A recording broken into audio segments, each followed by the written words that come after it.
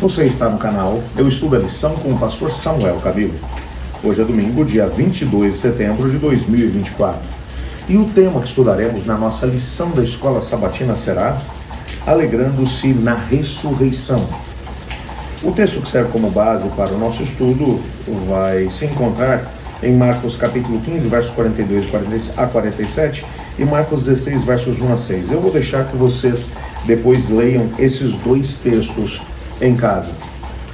O que o Novo Testamento vai nos ensinar a respeito da questão ligada à ressurreição de Cristo Jesus?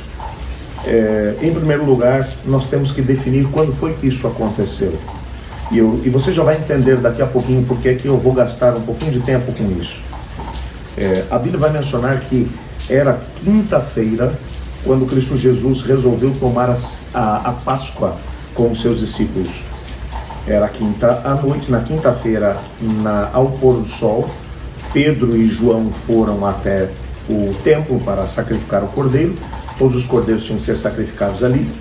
Eles retornam para o cenáculo, preparam o cordeiro, preparam todo o banquete. E naquela noite, juntamente com Cristo Jesus e os demais discípulos, eles comem o cordeiro pascal, juntamente com ervas amargas. Ali estão os pães sem fermento, há também provavelmente frutas secas, quem sabe um pouco de coalhada.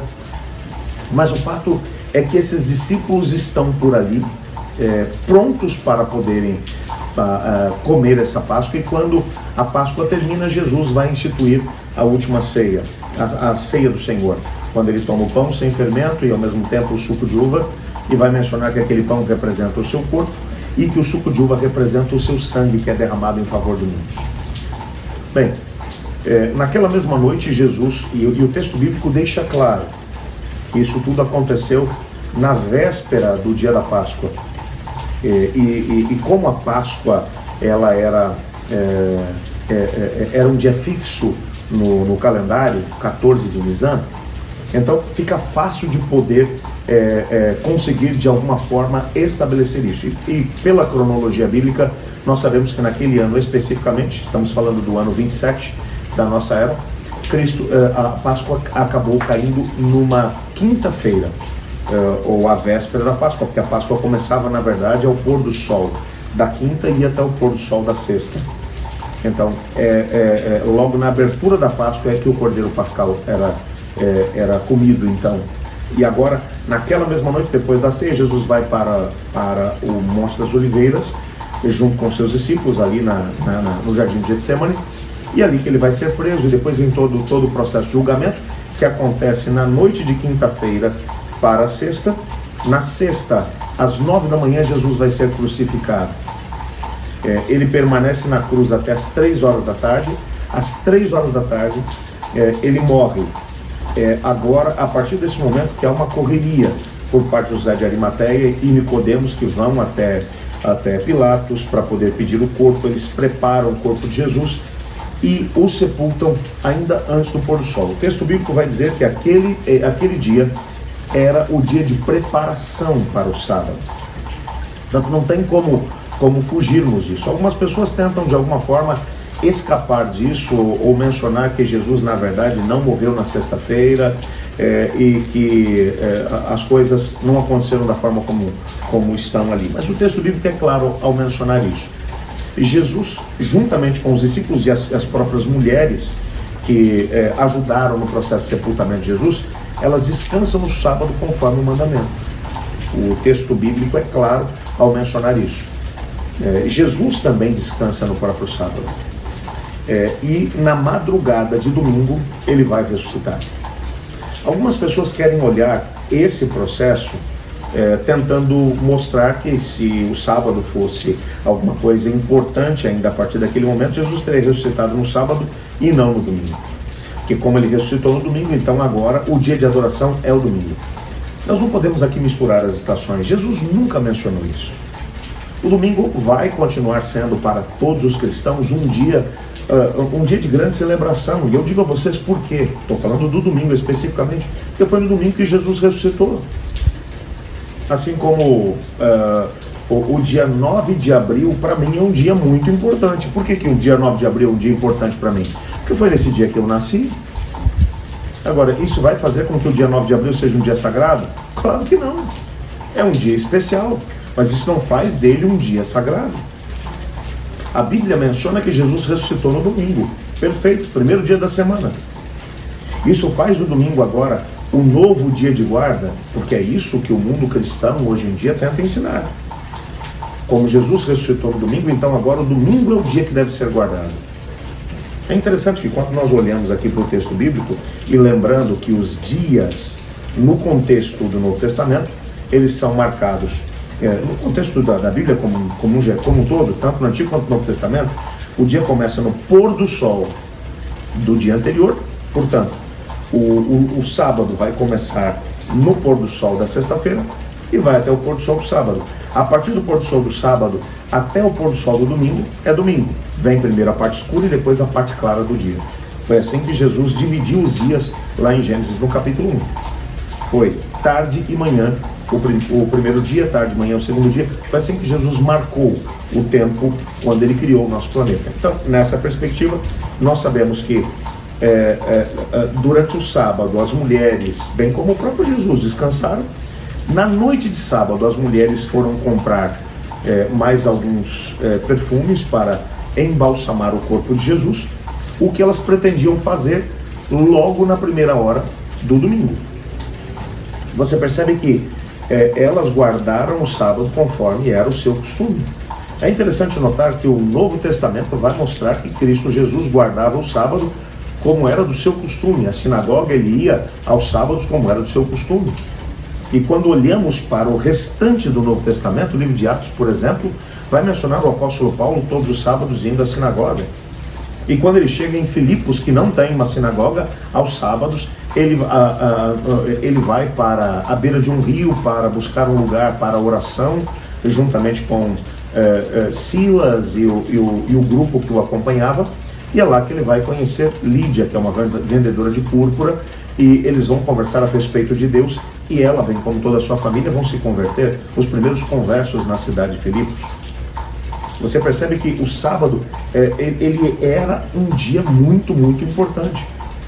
Já a partir do segundo século da nossa era, alguns cristãos já olhavam para o domingo querendo, muito provavelmente, romper com qualquer tipo de ligação com o judaísmo, porque esse foi um grande problema que acabou acontecendo a partir do século II, III da nossa era. As pessoas queriam romper com o judaísmo. E na tendência de querer remover qualquer tipo de judaísmo do cristianismo, o sábado acabou sendo, por algumas pessoas, colocado em desuso. E depois, quando você vai chegar no ano 321, o próprio imperador Constantino vai estabelecer uma lei onde a proibição de guardar o sábado e o domingo ser estabelecido como o dia do Senhor, no lugar do venerável dia do sol, que agora começa um processo de sincretismo entre paganismo e cristianismo. Então, agora, oficialmente, o domingo vai passar a ser o dia de guarda dos cristãos. Mas, biblicamente falando, você não encontra um único texto que faça esse tipo de mudança. E nós só temos que pensar um pouco. Se Cristo Jesus pretendia, de alguma forma, mudar o dia de adoração, você não acha que isso seria, de alguma forma, colocado nas páginas da Bíblia de uma forma bem clara e incisiva? Assim como Cristo Jesus fez em relação a algumas outras coisas. Quando Cristo Jesus foi falar sobre a questão do divórcio, perguntaram para ele: Senhor, e aí, um homem pode mandar embora sua mulher por qualquer motivo e dar carta de divórcio a ela? E Jesus vai dizer: não é assim que as coisas acontecem. Eles vão dizer: mas Moisés deixou. E Jesus vai dizer: Moisés permitiu por causa da dureza do coração de vocês. Mas não foi assim no princípio. No princípio o Senhor Deus criou um homem e uma mulher e fez os dois uma só carne. Portanto, não separe o homem aquilo que Deus uniu. A menos que haja infidelidade conjugal, os dois continuam ligados. E se alguém casar com a pessoa que se divorciou, também estará cometendo adultério.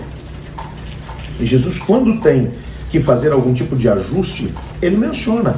Você não acha que, de alguma forma, ele mesmo poderia ter dito alguma coisa logo depois da ressurreição? Ou que os apóstolos deixariam de forma bem clara, incisiva, dizendo, até aqui, como aconteceu com a própria questão da circuncisão.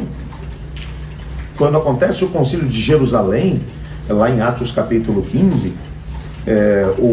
porque a grande questão agora é, os gentios estão se convertendo, o que nós vamos exigir deles? Eles vão ser circuncidados, não vão ser circuncidados, vão ter que guardar as leis cerimoniais? E o concílio diz de forma bem clara, não, eles não vão ter que guardar as leis cerimoniais e nem ser circuncidados, mas eles têm que se apartar do sangue, dos alimentos que são de alguma forma oferecidos aos ídolos. Ele vai dizer de forma clara o que tem que ser feito. Entretanto, agora nada é mencionado a respeito de uma mudança em relação ao dia de guarda. Se isso de alguma forma tivesse acontecido naquele documento que foi feito pelo primeiro concílio de Jerusalém, eles teriam mencionado, olha, inclusive o dia de guarda não é o sábado, mas é o domingo. Mas nada disso vai ser apresentado dessa forma. Isso nos leva à convicção de que a ressurreição de Jesus foi um fato importante. E nós não temos que ter medo de poder dizer, olha que coisa linda aconteceu no domingo. Cristo Jesus ressuscitou, perfeito, maravilhoso. Tem algum problema nós fazermos um culto no domingo? Claro que não. Não tem problema nenhum. Celebrarmos a ressurreição de Jesus no domingo? De forma alguma. Agora, isso vai fazer com que nós deixemos de adorar a Deus no dia que Ele estabeleceu para ser adorado? Porque em 6 dias o Senhor fez o céu, a terra, o mar e tudo que nele há. Mas no 7º dia descansou. Por isso abençoou Deus o dia de sábado e o santificou. O dia que foi santificado por Deus não foi o domingo, foi o sábado. Nós não podemos permitir que sejam embaralhadas as estações em relação a isso. Ok? Vamos orar juntos? Obrigado, Pai, por Tua palavra, pela certeza que temos de que o Senhor cuida de cada um de nós. Obrigado pela certeza também que temos de que o Senhor ressuscitou a Cristo Jesus no domingo, e louvado seja o Teu nome pela ressurreição de Cristo. Assim como Ele ressuscitou dos mortos, nós temos a certeza de que nós também teremos a oportunidade de ser transformados pelo mesmo poder que o ressuscitou. Nos colocamos em Tuas mãos, pedindo também que nos ajude a permanecermos fiéis a Ti na guarda do sábado. Nos colocamos em Tuas mãos, colocando também cada um dos pedidos que temos nas Tuas mãos, pedindo que nos abençoes também, pois em nome de Jesus que oramos. Amém. Eu estudo a lição, e você?